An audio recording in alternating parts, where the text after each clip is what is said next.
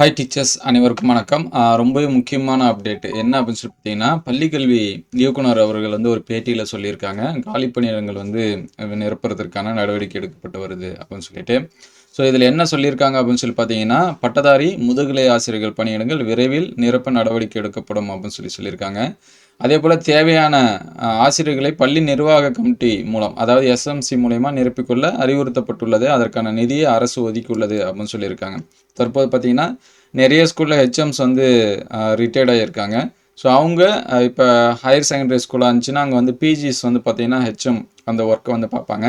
அப்போ அந்த பிஜி வந்து வேக்கண்ட்டு, அதாவது அவங்களுக்கு பதிலாக ஒரு பிஜி ஸ்டாஃப் வந்து போட்டுக்கலாம் அப்படிங்கிற மாதிரி சொல்லியிருப்பாங்க. அதே போல் நிறைய ஸ்கூலில் பார்த்தீங்கன்னா பிடிஸ்லேயும் வேக்கன்சி வந்து இருக்குது. ஸோ அவங்களுக்கும் வந்து பார்த்தீங்கன்னா நமக்கு வந்து எஸ்எம்சி மூலயமா நிரப்பிக்கலாம் அப்படின்னு சொல்லியிருக்காங்க. நிறைய டீச்சர்ஸ் நமக்கு வந்து கேட்டிருந்தாங்க வேக்கன்சிலாம் எப்படி தெரிஞ்சுக்கிறது அப்படின்னு சொல்லிட்டு. ஸோ உங்களுக்கு நியர்பையாக இருக்கிற ஸ்கூலில் நேரடியாக நீங்கள் வந்து கேட்டு தான் தெரிஞ்சுக்கணும். நமக்கு ஆன்லைனில் இந்த மாதிரிலாமே இந்த ஸ்கூலில் இவ்வளோ வேக்கண்ட் இருக்குது அப்படின்னு சொல்லிட்டு இது வரைக்கும் ரிலீஸ் பண்ணல. ஸோ அதனால் உங்களுக்கு வந்து நான் டெம்பரரியாக ஒர்க் பண்ண விருப்பப்படுறேன் அப்படின்னா, நீங்கள் உங்களுக்கு நியர்பையாக இருக்கக்கூடிய ஸ்கூலில் ரெஸ்யூம்ஸ் வந்து கொடுத்து பாருங்கள். ஏன்னா நிறைய ஸ்கூலில் வேக்கண்ட் இந்த மாதிரி இருக்குது. ஒரு சில ஸ்கூலில் வந்து பார்த்திங்கன்னா ஏற்கனவே ஒர்க் பண்ணவங்க சரியாக பர்ஃபார்மன்ஸ் பண்ணல அப்படின்னா, அதுக்கு பதிலாக வேறு ஒரு டீச்சர்ஸ் இந்த மாதிரிலாமே ஒரு சில ஸ்கூலில் போட்டுட்ருக்காங்க.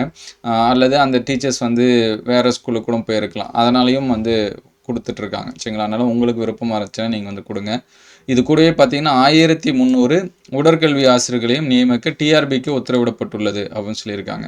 ஸோ அதனால் உடற்கல்வி போஸ்ட்டுக்கு யாரெல்லாமே வெயிட் பண்ணுறீங்களோ அவங்களாம் எக்ஸாம்ஸ்க்கு வந்து ரெடி ஆகிங்க. நமக்கு வந்து நேரடியாக டிஆர்பி மூலியமே வரதுக்கு வாய்ப்பு இருக்குது.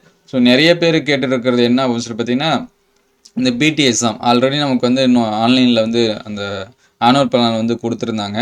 ஸோ கண்டிப்பாக அந்த எக்ஸாம்ஸ் நமக்கு வந்து நடக்கிறதுக்கு வாய்ப்பு இருக்குது. இப்போ நிறைய வேக்கன்சி வந்து இருக்குது. நமக்கு நியூஸ் பேப்பர் எடுத்தாலே வேக்கன்சி பற்றிய டீட்டெயில்ஸ் வந்து கொடுத்துருப்பாங்க. இங்கே பார்த்தீங்கன்னா கல்வித்துறையில் 1800 ஹெச்எம்ஸ் வந்து ப்ளஸ் 20 டிஓக்கள் பணியிடங்கள் காலி. இந்த மாதிரிலாமே நம்ம நியூஸ் பேப்பரில் வந்து பார்த்துக்கலாம். இப்போ ரீசெண்டாக பார்த்தீங்கன்னா நிறைய அதுதான் கொடுத்துருக்காங்க. அதே போல் 5 லட்சம் காலி பணியிடங்கள் இருக்குது. இந்த மாதிரியான தகவல்கள்லாம் இங்கே பார்த்தீங்கன்னா 8000 பேர் ஓய்வூதியம் கிடைக்காமல் ஓய்வு பெற்ற அரசு ஊழியர்கள் ஆசிரியர்கள் வந்து அவதி, இந்த மாதிரிலாமே நமக்கு வந்து கொடுத்துருக்காங்க. ஸோ அந்தளவுக்கு இந்த டைம் நமக்கு வந்து என்ன இருக்குது அப்படின்னா எல்லாமே ரிட்டைர்மெண்ட் இது எல்லாமே அதிகமாக இருக்குது. சரிங்களா? அதனால் அடுத்து நமக்கு வந்து எஜுகேஷன் டிபார்ட்மெண்ட்டில் எக்ஸாம்ஸ் வந்து வரக்கிறதுக்கு வாய்ப்பு இருக்குது. அதேமாதிரி டிஎன்பிசிலுமே பார்த்தீங்கன்னா குரூப் 2 குரூப் 2A இந்த மாதிரியான போஸ்டிங்க்கான வேக்கன்சி எல்லாமே இன்க்ரீஸ் பண்ணி கொடுங்க அப்படின்னு சொல்லியிருக்காங்க. அதே போல் இந்த டெட்டு வழக்கு இது எல்லாமே இருக்கிறதுனால ஒரு சில ஸ்கூலில் நம்ம இந்த மிடில் ஸ்கூல் இதுக்கு எல்லாமே ப்ரொமோஷன் வந்து போட முடியல. அதே போல் நிறைய ஸ்கூல்லேயும் நிறைய ஸ்டேட்டில் அந்த மாதிரி இருக்குது அப்படின்னு சொல்லிட்டு எக்ஸாம்பிளுக்கு வந்து கொடுத்துருக்காங்க.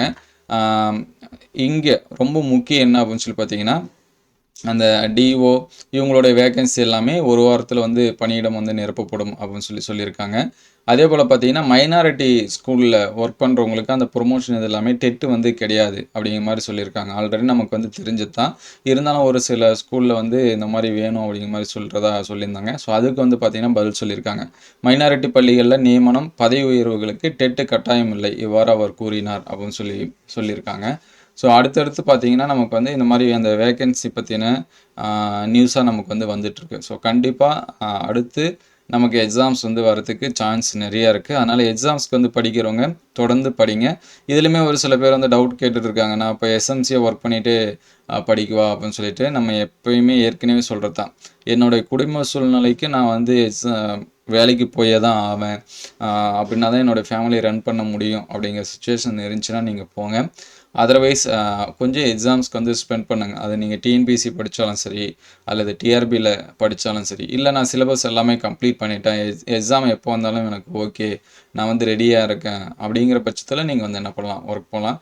ஸோ முடிஞ்ச அளவுக்கு உங்களுடைய சிலபஸ் இது எல்லாமே கம்ப்ளீட் பண்ணிவிட்டு அடுத்தடுத்த எக்ஸாம்ஸ்க்கு வந்து ப்ரிப்பேர் பண்ணுங்கள். அடுத்து நீங்கள் ஒர்க் பண்ணுறதுனாலும் அது உங்களுடைய சாய்ஸ். சரிங்களா? அதனால் ஃபஸ்ட்டு உங்களோட சிலபஸ் வந்து கம்ப்ளீட் பண்ணுங்கள். ஸோ வேக்கன்சி பற்றின எக்ஸாம் பற்றின டீட்டெயில்ஸ் வந்துச்சு அப்படின்னா நம்ம அடுத்தடுத்த வீடியோவில் அப்டேட் பண்ணுவோம். Thank you all.